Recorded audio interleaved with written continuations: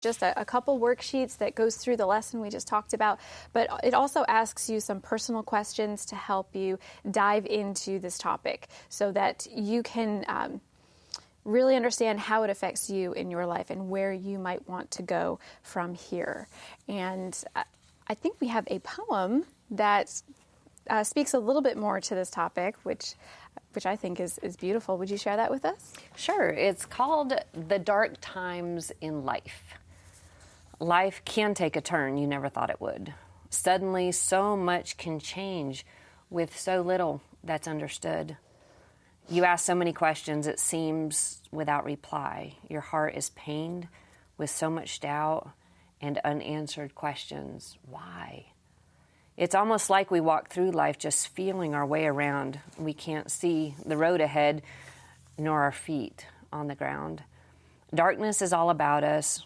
We struggle to see that light, just a glimmer now and then, but then it fades out of sight. We cry out to God again to show us where to go. He says, just take another step to where peace freely flows. And as we keep on taking steps guided by the Lord, we find in time, we walk into that joy that we knew before. It's in those times of darkness, kind of like blooming in the dark, when we feel we've lost all hope. God can do a work in us that brings a deeper growth. So when we face the dark times, we should come before the Lord, for good will come if we believe, and hope shall be restored. And that's by M.S. Lowndes. And I love it when we get to share little art pieces that bring beauty and creativity into a discussion of darkness. Obviously, someone else has been through the darkness and the healing Yes. as well. So again, we are not alone. And we're really not alone today because we have a guest that's coming on that I am excited to introduce. We were talking about professional as well. She's a real professional. She's a professional counselor, professional life coach.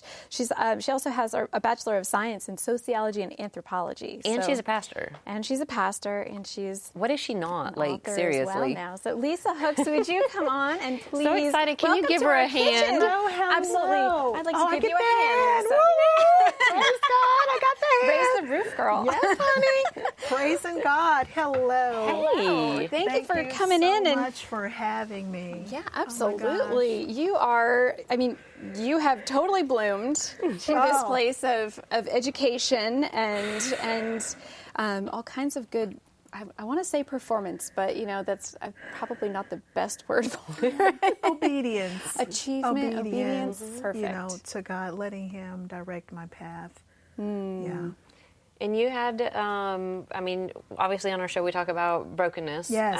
Our personal testimonies and stories. Yes. And before a lot of these amazing things that God has done in your life and that He's used you to do in other people's lives, you had a really devastating trauma that happened when you were 17. Do you mind telling us about it? Sure. Yeah. So my mom and we have these special moments where I would sit in her lap and we would play kissy face and we would just talk about our day and my day. And normally at the end she'll say, "You mama's baby," and I'll say yes. And so we'll just, go on from there. This particular evening, we had our moment, and she said, "You mama's baby." Well, I said, "No." I said, "I'm a big girl now." Well, I had an ulterior motive for that because I wanted to go on birth control. So I had to start presenting myself as an adult. Yeah. As an adult. Yeah. So I said, "No, I'm a big girl now." And her countenance completely changed. And I saw this sadness, but it was no problem because I know how to fix this. Right. Right? So I give her a more kissy face. She smiles again. And I said, "I'm going to do my homework." Went downstairs to do my homework. And in less than 15 minutes, I heard a gunshot. And as I ran up the stairs and went to my mother's bedroom, she was laying dead on the floor from a gunshot wound to the head. Wow. That's just devastating. And I saw my mother, and I saw the Bible on the bed. So immediately, "Lord, why did you let this happen?" Right. I immediately had a disconnect. We were a Christian family. I immediately had a disconnect. And, you know, all the processes happened after that, the funeral and whatnot. And I was just left at that point to grieve from a trauma, Right. very significant trauma that would be considered PTSD at a certain point. Right. And So you're exhibiting symptoms of PTSD. I was from exhibiting. I had Right. a lot of Nightmares. the nightmares, the night terrors, the fear, the memory, just the replays. Yeah. And you blamed yourself for a while for that too. Well, I didn't you? blamed myself because it wasn't long after that. What if you would have said, "Yeah, your mama's baby"? Right. Would she have still killed herself? Right. You know, what if you had saw the signs of suicide? You know, her contemplation. Could you have stopped it? Because prior to that, I saw, while we were sitting there playing kissy face, I saw the gun on the bed. I saw the Bible, I saw the medication, but it didn't mean much to me because we had weapons in the house for security, and I've seen the gun in her bedroom laying around in different areas. Okay. So it didn't trigger anything. Right. It was a norm. Okay. But if I had known she had been contemplating suicide, would that moment have triggered something? Mom, why do you have the gun on the bed? Right. You know what I'm saying? Right. Well, So, we can. I mean, yeah. we can So we torment ourselves, and there is some spiritual torment too. There's some spiritual torment. We can torment ourselves, and so I had to deal with that. And then, of course, I had the family that kept the family secrets. So I find out later that she had in fact talked about suicide, threatened suicide with other family members. Right. But Okay? you weren't aware of it. I was not aware of that.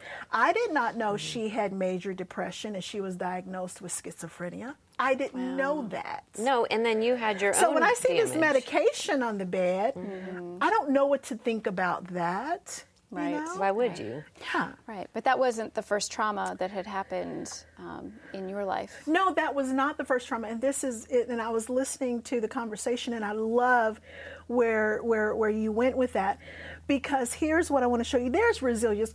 Trauma can create resiliency. It can create strength. Right? Absolutely. So when I experienced this trauma with my mom, I was dating my current husband, and he knew my mom, and we were teenagers, and he didn't know how to handle that. He didn't know how to handle me. He did the best he could to be a boyfriend. We married shortly after high school, and we started having marital problems. Well, I'm not healed. I'm broken. No. Right. I'm grieving. I don't know what to do with marital problems. Right. What do you do with marriage problems, right? Well, my reaction was anger, right?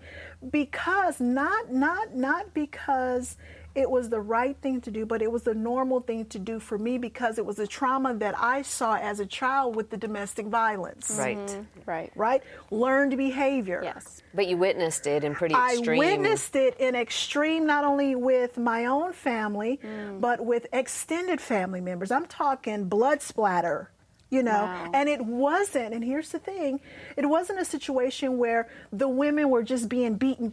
No, they were fighting, knocked down, dragged out. The Wow. women They were fighting back. were just as aggressive. Right. You know, so now this aggression that I didn't know I had, Starts coming up.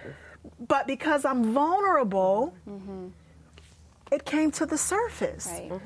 My husband didn't know. He looked at me like I was crazy. Like, what is happening? What? But I know that there's, what is my wife doing? And along with that, though, so now I have this unresolved trauma from my mother's death. I have unresolved trauma from the domestic violence. But then I was exposed to pornography when I was 8. Okay? Which is another trauma. And as a teenager, when I became sexually active, pornographic thoughts started coming back to my mind. There was a guy in my freshman year, he brought a page and showed it to me, and it just really triggered. Right. We have so many things that are dormant that can just be triggered in a minute. And then all of these things and are starting all to of compound these things and happen. compound. So, So how did now- God come into this whole thing and turn around for you? Yeah. So now I'm dealing with the anger, the aggression, and now I'm dealing with the pornographic thoughts. But there was one thing that stood firm. When I was younger, I knew the love of Christ. His love, and I knew that everything that I was feeling was not correct. The anger that I had towards God was not right, because God was a good God. He was a loving God.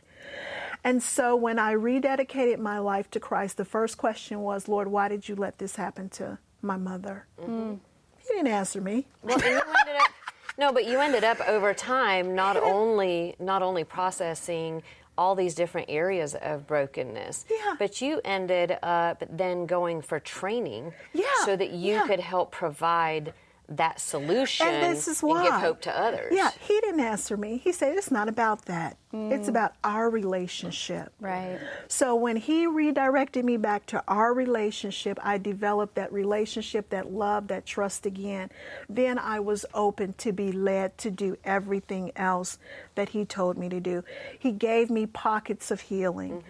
We have pockets and it's of a healing. process. And it's a process, because, a lot of things don't happen right away. He gave me pockets of healing. And as I continued to listen to him, submit to him, he put me in positions that I didn't think I was equipped for, counseling positions in the church. And then he finally sent me to school for counseling.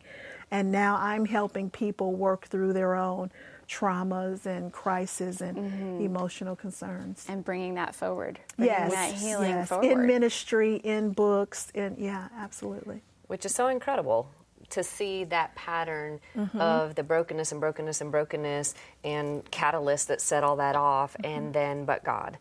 And God walking through that foundation to healing, which means she gets our ex-victim. You are our ex-victim of the week, Lisa. Surprise! Surprise! You've never seen this before, right? So much. That we have, the chocolates and the tissues, because you need to be able to deal with the emotions and process them and work through it. Especially after we just opened everything up. Yeah, because we sit here triggering and talking about it all. And then the ex-victim. So you get to wear it as your celebration. Yes, I will. Thank you. That you're an ex-victim now. Not just living in that anymore, but free from that. Thank you. You are and walking helping in others. freedom and helping others as well, which is something that many of us work hard to get to, to get to that place. And thank you for showing us that it is possible. And then we discuss how when you can take that fertilizer, that damage in your past, and you can actually start working with it so that you can work to bloom. Bloom today. To bloom today. So you get to bloom today. A free PDF copy of the Bloom in the Dark book and a full list of Bloom Today's coaching tools can be found on bloomtodaytv.com. Then visit Bloom Today's Facebook group for deeper conversation.